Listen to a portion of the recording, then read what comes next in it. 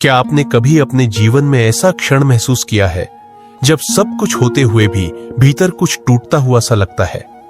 जब बाहर की दुनिया सामान्य चल रही होती है, लेकिन अंदर एक शोर है जो शांत नहीं होता।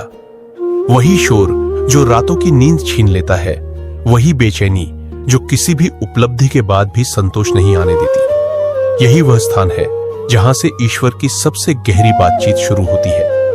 परमहंस योगानंद का संकेत बहुत स्पष्ट था। ईश्वर हर आत्मा से निरंतर संवाद करता है, लेकिन हर आत्मा उस भाषा को समझ नहीं पाती। कुछ लोग संकेतों को प्रार्थना में सुनते हैं, कुछ ध्यान में, और कुछ को वह जीवन की सबसे कठोर परिस्थितियों के माध्यम से सुनाई देता है। व्यसन उसी कठोर भाषा का एक रूप है। व्यसन केवल किसी पदार्थ से जुड़ी आदत नहीं है, यह चेतना की एक अवस्था है। यह उस स्थिति का नाम है जहां आत्मा अपने मूल स्रोत से कट जाती है और मन को ही अपना स्वामी मान लेती है। मन फिर उस शांति को बाहर खोजने लगता है जिसे भीतर महसूस किया जाना था। यही खोज धीरे धीरे मजबूरी बन जाती है, और मजबूरी एक जंजीर। जो लोग भीतर से साधारण होते हैं वे संसार की साधारण खुशियों में भी टिक जाते हैं, लेकिन जो आत्माएं गहराई से बनी होती है, जिन्हें ईश्वर ने किसी विशेष उद्देश्य के लिए गढ़ा होता है, वे आधे सच पर नहीं जी पाती। उन्हें पूर्णता चाहिए, और जब उन्हें वह पूर्णता संसार में नहीं मिलती तो वे टूटने लगती है। यह टूटन कमजोरी नहीं है, यह उस जागरण का संकेत है जिसे आत्मा बहुत समय से टाल रही थी। ईश्वर ऐसी आत्माओं को सहज मार्ग से नहीं बुलाता, क्योंकि वे सहज मार्ग पर चलकर संतुष्ट नहीं होती। उन्हें झकझोरना पड़ता है। व्यसन उसी झकझोरने की प्रक्रिया है। यह आत्मा को इतना थका देता है कि अंततः वह स्वयं को भगवान के चरणों में रख दे।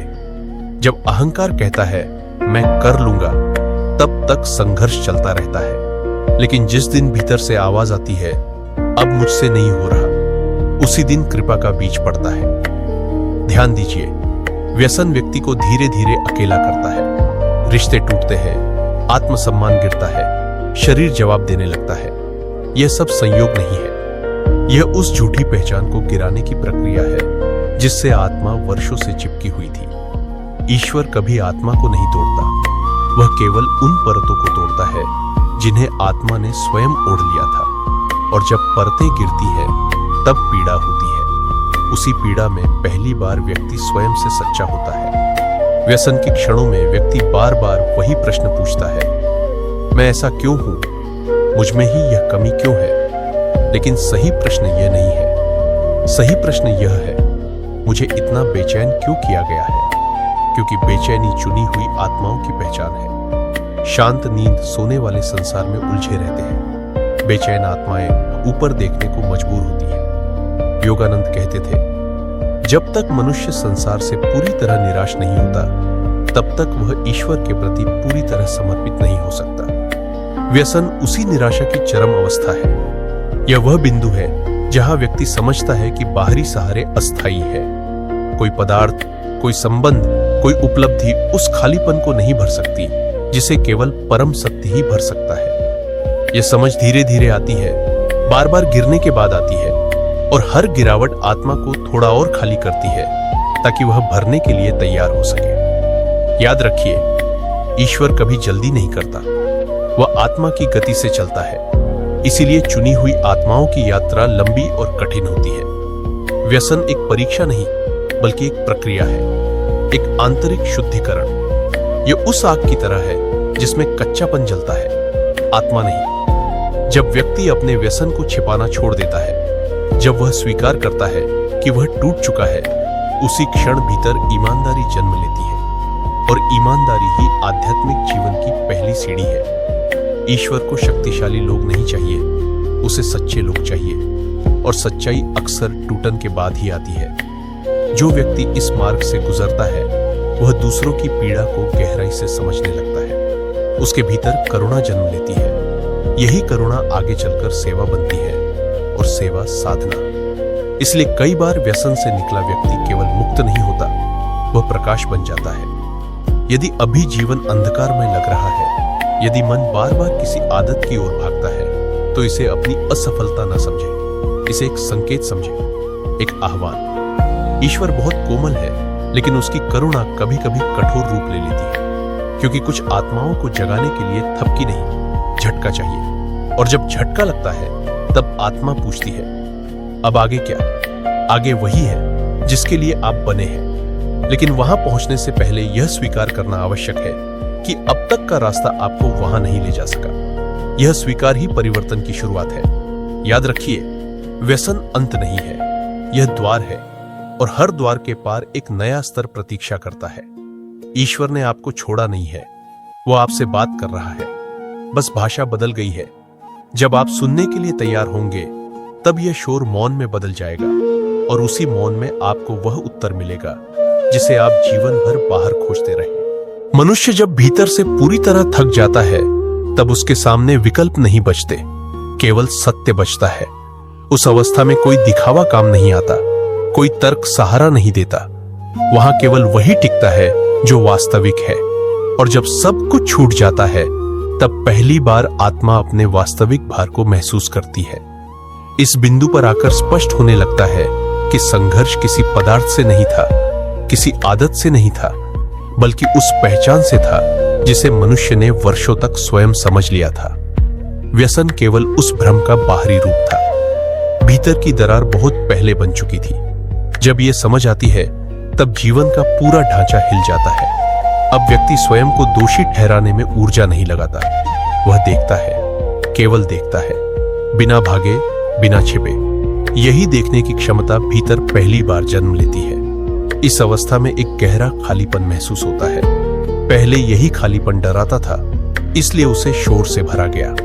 अब वही खालीपन मौन बन जाता है, और मौन में एक अजीब सी उपस्थिति महसूस होने लगती है, जिसे शब्दों में नहीं बांधा जा सकता। ईश्वर का स्पर्श अक्सर इसी मौन में होता है। वह किसी आवाज की तरह नहीं आता, बल्कि एक स्थिरता की तरह उतरता है, जैसे भीतर कुछ ठहर गया हो, कुछ सही जगह आ गया हो।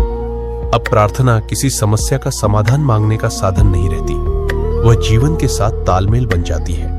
उठना, चलना, बोलना, सब कुछ धीरे धीरे साधना में बदलने लगता है। व्यसन से गुजरा हुआ व्यक्ति अब स्वयं को सुधारने की जल्दी में नहीं रहता। उसने जल्दी का परिणाम देख लिया होता है। अब वह धैर्य सीखता है, और धैर्य आत्मा की भाषा है। भीतर उठने वाली हर इच्छा, हर कमजोरी अब दुश्मन नहीं लगती, वे शिक्षक बन जाती है। हर गिरावट एक स्मरण बन जाती है कि चेतना को कहां ठहरना है। इस मार्ग पर चलने वाला व्यक्ति बाहरी दुनिया से अलग नहीं हो जाता, लेकिन वह उससे बंधा भी नहीं रहता। संबंध रहते हैं, जिम्मेदारियां रहती है, पर अब उनसे पहचान नहीं बनती। धीरे धीरे भीतर करुणा स्थायी रूप से बसने लगती है। पहले करुणा एक प्रयास थी, अब वह स्वभाव बन जाती है, क्योंकि जिसने स्वयं को टूटते देखा है, वह दूसरों को कठोरता से नहीं देख सकता। ईश्वर ऐसी ही चेतना के माध्यम से कार्य करता है।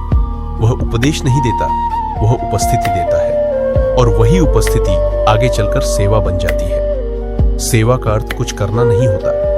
कई बार केवल किसी के साथ मौन में बैठ जाना भी सेवा बन जाता है। यहां आकर व्यक्ति समझता है कि उसका अतीत बोझ नहीं था, वह प्रशिक्षण था। जो उसे सौंपा गया था, वह उसे तोड़ने के लिए नहीं, बल्कि तैयार करने के लिए था। अब जीवन में जब भी कठिनाई आती है, तो वह व्यक्ति भीतर भागता नहीं है, वह रुकता है, और रुकने में ही उसे दिशा मिल जाती है। व्यसन से निकली चेतना जानती है कि नियंत्रण भ्रम है, इसलिए अब वह प्रवाह में जीना सीखती है, और प्रवाह में वही टिकता है जो हल्का हो। अहंकार धीरे धीरे पिघलता है। कोई संघर्ष नहीं होता, कोई घोषणा नहीं होती। बस एक दिन व्यक्ति पाता है कि अब साबित करने को कुछ बचा ही नहीं। यही वह क्षण है जहां जीवन बोझ नहीं रहता, वह उत्तरदायित्व बन जाता है, और उत्तरदायित्व प्रेम से निभाया जाता है। अब ईश्वर दूर कहीं नहीं लगता, वह हर श्वास में महसूस होने लगता है। नशे की तीव्रता अब शांति की गहराई में बदल जाती है। जो कभी नियंत्रण खोने से डरता था, वही अब समर्पण में सुरक्षित महसूस करता है। इस अवस्था में पहुंचकर व्यक्ति समझता है कि ईश्वर ने उससे कभी कुछ छीना नहीं, उसने केवल वही हटाया जो उसे रोक रहा था। और जब रोक हट जाती है, तब जीवन स्वयं आगे बढ़ने लगता है। यही वह स्थिति है जहां ईश्वर अब व्यसन के माध्यम से नहीं, बल्कि चेतना के माध्यम से बोलता है। और जब चेतना सुनने लगती है तब जीवन स्वयं उत्तर बन जाता है। अब जीवन किसी निष्कर्ष की ओर नहीं बढ़ता, बल्कि एक गहराते हुए अनुभव की तरह खुलता चला जाता है। यहां आकर व्यक्ति किसी लक्ष्य को पाने की कोशिश नहीं करता, क्योंकि उसे यह समझ आने लगता है कि जो खोजा जा रहा था वही खोजने वाला भी था। इस अवस्था में चेतना बहुत सरल हो जाती है। न उसमें कोई विशेष बनने की चाह रहती है, न कुछ छोड़ देने का गर्व। जो है वही पर्याप्त लगने लगता है। लेकिन यह पर्याप्तता ठहराव नहीं होती, यह गहराई होती है। अब व्यक्ति स्वयं को लगातार देखता रहता है। कोई तनाव नहीं, कोई जजमेंट नहीं, बस एक साक्षी भाव जो हर विचार को उठते और गिरते हुए देखता है। पहले वही विचार पकड़ लेते थे, बहा ले जाते थे। अब वे आते हैं और चले जाते हैं। यह अंतर बहुत सूक्ष्म है, लेकिन यही अंतर जीवन को पूरी तरह बदल देता है। क्योंकि अब मन स्वामी नहीं रहता, वह केवल एक उपकरण बन जाता है। जो व्यक्ति कभी व्यसन के आगे असहाय था, वही अब अपने ही मन की चालों को पहचानने लगता है। वह जानता है कि हर आकर्षण के पीछे एक असंतुलन छिपा होता है और हर असंतुलन के पीछे एक अनसुनी आवश्यकता। अब आवश्यकता को दबाया नहीं जाता, उसे सुना जाता है। और जब आवश्यकता सुनी जाती है तो वह धीरे धीरे शांत हो जाती है। इस चरण में जीवन में एक नया अनुशासन आता है, लेकिन यह थोपा हुआ नहीं होता। यह भीतर से उठता है। उठने का समय, बोलने का ढंग, सुनने की क्षमता, सब कुछ सहज रूप से संतुलित होने लगता है। अब व्यक्ति दूसरों को बदलने की कोशिश नहीं करता, क्योंकि उसने देख लिया होता है कि परिवर्तन भीतर से होता है, बाहर से नहीं। उसकी उपस्थिति ही पर्याप्त हो जाती है। कई बार कोई शब्द नहीं कहे जाते, फिर भी सामने वाला हल्का महसूस करता है। यही वह अवस्था है जहां चेतना बिना बोले संवाद करती है। यहां सेवा किसी भूमिका की तरह नहीं निभाई जाती, ये जीवन की स्वाभाविक अभिव्यक्ति बन जाती है। जो सामने है उसी के प्रति पूरी उपस्थिति, यही सेवा है। व्यसन की आग से निकली चेतना में अब जल्दबाजी नहीं रहती। वह जानती है कि हर चीज का अपना समय है, और जो समय से पहले पकड़ा जाता है वह टूट जाता है। अब व्यक्ति अपने अतीत को याद करता है, लेकिन बोझ की तरह नहीं। वह उसे देखता है जैसे कोई लंबा मार्ग जिसने यहां तक पहुंचाया। उसमें कोई पछतावा नहीं, कोई गर्व नहीं, केवल समझ। इस समझ के साथ जीवन में गहरी स्थिरता आती है। परिस्थितियां बदलती रहती हैं, लेकिन भीतर कुछ नहीं हिलता। यह स्थिरता कठोर नहीं होती, यह लचीली होती है। अब ईश्वर किसी धारणा की तरह नहीं रहता, वह हर छोटे अनुभव में महसूस होने लगता है। चुप्पी में, प्रतीक्षा में, किसी की आंखों में, और कभी कभी अपने ही भीतर उठती एक अकारण शांति में। इस बिंदु पर आकर व्यक्ति यह नहीं पूछता कि आगे क्या होगा, क्योंकि आगे को लेकर कोई बेचैनी नहीं बचती। जो सामने है वही पर्याप्त है। फिर भी यात्रा रुकती नहीं, यह और सूक्ष्म होती जाती है। जैसे जैसे पहचाने गिरती है, वैसे वैसे देखने की क्षमता और साफ होती जाती है। यहां आकर व्यक्ति समझने लगता है कि मुक्ति कोई अंतिम अवस्था नहीं, बल्कि हर क्षण की सजगता है। एक चूक और पुरानी आदतें फिर सिर उठा सकती है, इसलिए सजगता बनी रहती है। लेकिन यह सजगता थकाती नहीं, ये बोझ नहीं है, ये जीवन का नया स्वभाव बन जाती है। अब जब कोई पुरानी स्मृति उभरती है तो वह खींचती नहीं, वह केवल दिखाई देती है, और दिखते ही उसका प्रभाव कम हो जाता है। यही वह स्तर है जहां भीतर और बाहर का अंतर धुंधला होने लगता है। जो भीतर शांत है वही बाहर झलकता है, और जो बाहर घट रहा है वह भीतर हलचल नहीं मचाता। इस अवस्था में व्यक्ति न तो संसार से भागता है, न उसमें खोता है। वह उसमें रहता है, लेकिन उससे बंधता नहीं। अब जीवन में कोई स्पष्ट दिशा दिखाई नहीं देती, फिर भी भटकाव नहीं होता।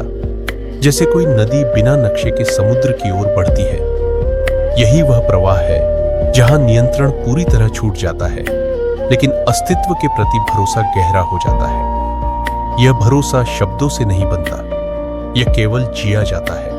और जैसे जैसे यह भरोसा गहराता है, वैसे वैसे जीवन की हर परत में एक सूक्ष्म सामंजस्य महसूस होने लगता है। यहां कोई घोषणा नहीं होती कि कुछ प्राप्त हो गया है, क्योंकि जो मिला है वह खोने वाला नहीं है। और इसी गहराते हुए मौन में चेतना आगे बढ़ती रहती है। इस बिंदु पर आकर जीवन किसी प्रश्न का उत्तर नहीं रहता, बल्कि स्वयं एक उत्तर की तरह जिया जाने लगता है। अब कुछ समझने की लालसा नहीं बचती, क्योंकि जो समझा जाना था वह अनुभव में उतर चुका होता है। शब्द पीछे छूट जाते हैं और अनुभूति आगे चलती है। अब व्यक्ति यह नहीं सोचता कि वह सही मार्ग पर है या नहीं। मार्ग और पथिक के बीच का भेद धीरे धीरे मिट चुका होता है। जो चल रहा है वही मार्ग है और जो घट रहा है वही शिक्षा है। इस अवस्था में मौन केवल बाहर का नहीं रहता, वह भीतर भी उतर चुका होता है। विचार आते हैं पर वे केंद्र को नहीं हिलाते, भाव उठते हैं पर पहचान नहीं बनते। एक गहरी स्थिरता हर अनुभव के नीचे बहती रहती है। यही वह स्थान है जहां ईश्वर को खोजा नहीं जाता, बल्कि पाया हुआ जाना जाता है। अब वह किसी धारणा, विश्वास या कल्पना का विषय नहीं रहता, वह उपस्थिति बन जाता है, साधारण, सहज और निरंतर। अब जीवन में जो भी आता है उसका विरोध नहीं किया जाता। सुख आता है तो पकड़ा नहीं जाता, दुख आता है तो टाला नहीं जाता। दोनों को उसी खुलेपन से स्वीकार किया जाता है जिससे श्वास भीतर आती और बाहर जाती है। इस स्वीकार में ही मुक्ति छिपी होती है। कोई अलग अवस्था नहीं, कोई विशेष क्षण नहीं, बस जो है उसके साथ पूरी तरह होना। यहां आकर व्यक्ति समझता है कि व्यसन कभी शत्रु नहीं था, वह एक कठोर मार्गदर्शक था। उसने वहीं तोड़ा जहां झूठ था और वहीं रोका जहां भटकाव था। जो कभी गिरावट लगती थी वही अब कृपा की तरह दिखाई देती है, क्योंकि उसी गिरावट ने भीतर देखने की क्षमता दी। अब व्यक्ति स्वयं को किसी पहचान में सीमित नहीं करता, न साधक, न ज्ञानी, न कुछ विशेष। वह केवल एक जीवित उपस्थिति बन जाता है जो जीवन के साथ कदम से कदम मिलाकर चलता है। इस उपस्थिति में एक गहरा भरोसा रहता है, ऐसा भरोसा जो परिस्थितियों पर निर्भर नहीं करता, क्योंकि जिसने भीतर का आधार पहचान लिया उसके लिए बाहर का अस्थिर होना डर पैदा नहीं करता। अब सेवा कोई उद्देश्य नहीं रहती, वह स्वाभाविक प्रवाह बन जाती है। जहां आवश्यकता दिखी वहीं उपस्थिति पहुंची, बिना अपेक्षा, बिना योजना। यही वह अवस्था है जहां जीवन और साधना अलग नहीं रहते। जो जिया जा रहा है वही साधना है, जो सामने है वही गुरु है। यहां आकर व्यक्ति पीछे मुड़कर देखता है तो उसे कोई व्यर्थ क्षण नहीं दिखाई देता। हर भ्रम, हर गिरावट, हर संघर्ष एक सटीक क्रम में जुड़ा हुआ लगता है। और इस देखने में कोई भावुकता नहीं होती, केवल कृतज्ञता होती है। कृतज्ञता उस आत्मा की पहचान है जिसने संघर्ष को पार कर लिया हो, क्योंकि वही जानती है कि प्रकाश का मूल्य क्या होता है। अब ईश्वर से कुछ मांगा नहीं जाता, क्योंकि जो चाहिए था वह दृष्टि बन चुका है। दृष्टि जो हर क्षण को अर्थपूर्ण बना देती है। यहीं आकर यह स्पष्ट होता है कि ईश्वर कभी दूर नहीं था, दूरी केवल चेतना की थी। और जब चेतना लौट आई तो खोज स्वतः समाप्त हो गई। व्यसन के माध्यम से जो संवाद शुरू हुआ था वह अब मौन में स्थिर हो चुका है। अब ईश्वर बोलता नहीं, वह जिया जाता है। और जब जीवन स्वयं प्रार्थना बन जाए तब किसी अंत की आवश्यकता नहीं रहती।